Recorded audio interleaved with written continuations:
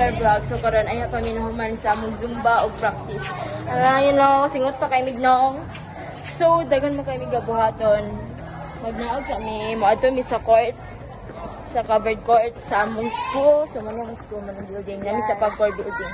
Moadto mi sa court kay mag-practice na pud mi sa among speech choir para sa among values at kay you know busy na kay among life after exam, nag-research proposal, charm. You know, that's the buhay.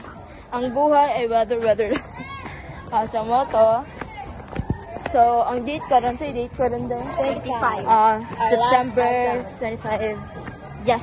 So, humana pud mi exam, may gini naka-exempted mi sa ICT. So, wala na mi naka-exam sa ICT, exempted gali.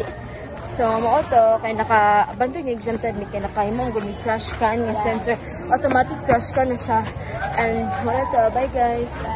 So, muna mo school tanawa, look at na lang sa court. nami sa covered court. Nala ako mga wala pa siya nahuman ang stage. So, kailangan pa siya humanon. Picture. Diyan, kaka-picture lagi ba? Ika ay.